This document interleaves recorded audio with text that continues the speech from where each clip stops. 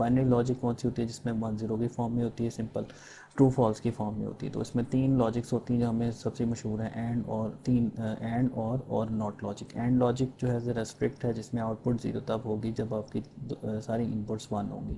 और लॉजिक थोड़ी फ्लेक्सिबल है, उसमें 0 + 0 0, लेकिन 0 + 1 हो जाए तो 1, यानी कोई भी एक इनपुट 1 हो जाए तो आउटपुट 1 हो जाएगी। तो और इज सम फ्लेक्सिबल। नॉट क्या होती है, उसका उल्टा करना, यानी ये बिल्कुल उसके उल्टा चलती है। तो हम अक्सर जो है वो ई और बी से जो है वो इनपुट्स रिप्रेजेंट करते हैं, सी से आउटपुट करते हैं, या एक्स वाई से इनपुट और जेड से आउटपुट। तो इस तरह से जो है, और एक्स बार जो है वो नॉट के लिए यूज़ कर रहे होते हैं।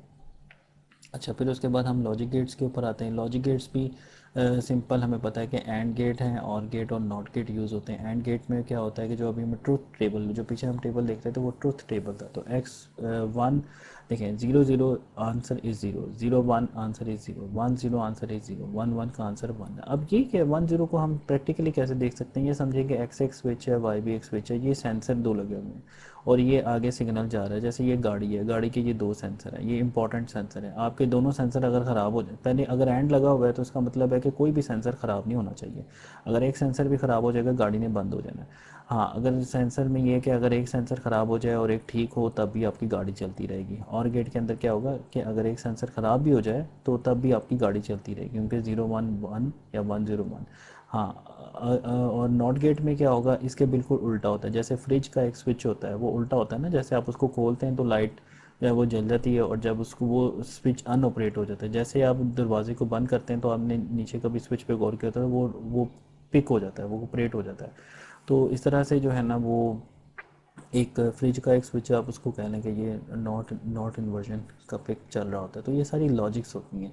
अच्छा, अब जो हम डेटा भेजते हैं, 1 का मतलब जो है ना वो नॉर्मली 0 वोल्ट होते हैं, और सॉरी 1 का मतलब है 5 वोल्ट, ठीक है नॉर्मली, और 0 का मतलब 0 वोल्ट या -5 वोल्ट। अब यहाँ पे हम रिप्रेजेंट इस तरह से करें कि हम 1 को 2 से 3 वोल्ट कह रहे हैं, और 0 को जो है हम 0 से 1 वोल्ट कह रहे हैं। अब क्यों कर रहे हैं कि ये देखें 0 से 1 वोल्ट तक है अगर, तो ये हमारे पास मार्जिन आ गया। इस मार्जिन का फ़ायदा हमें क्या होगा कि हमें अगर नॉइज़ आ जाए सिस्टम में तो उससे भी हमारी जो बिट में करप्शन हो जाएगी, लेकिन स्टिल हम ये कहेंगे कि अगर हमारे 0.8 वोल्ट हो गए, हम उसको भी 0 ही पढ़ेंगे, तो हमारे पास ये सारा मार्जिन आ जाता है, ठीक है।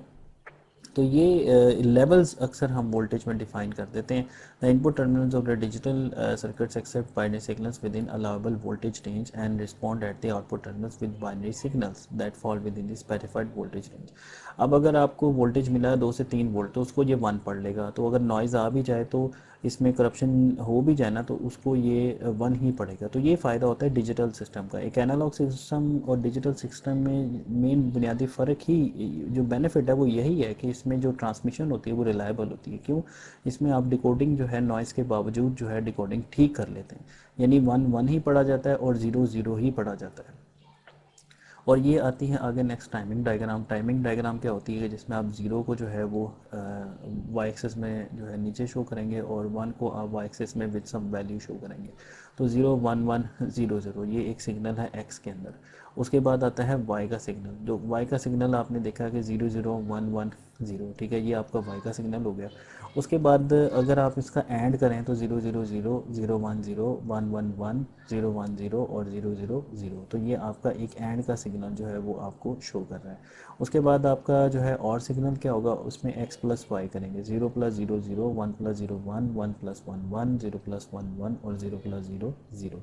ये आपका हो गया और का सिग्नल। और नॉट का क्या सिग्नल होगा, एक्स डैश। नॉट का ये होगा कि 0 1 हो जाएगा, 1 1 आपका 0 0 हो जाएगा, और 0 0 आपका 1 1 हो जाएगा। यानी इसमें आप देखें 0 को, यानी आप यूँ समझ लें कि इसको 0 समझ लें, और 1 को आप वर्टिकल में थोड़ा सा ऊपर को शो कर दें। तो ये जस्ट टाइमिंग डायग्राम है, और यहाँ पे आप वर्टिकल हल्की हल्की वो भी लगा सकते हैं, हल्की हल्की लाइंस। कुछ टाइमिंग डायग्राम में ना ये लाइंस भी लगी होती हैं जो ये शो, इसका टाइम शो कर रही होती है कि ये इतने से इतने तक बैठा है। तो ये है आपकी टाइमिंग डायग्राम कहलाती है। तो ये आज का लेक्चर जो है वो यहीं तक है, जिसमें हमने कॉम्प्लीमेंट्स, सब्ट्रैक्शन, फिर हमने जो है वो BCD, ASCII code, binary logic, ठीक है, और टाइमिंग डायग्राम जो है वो डिस्कस किए हैं।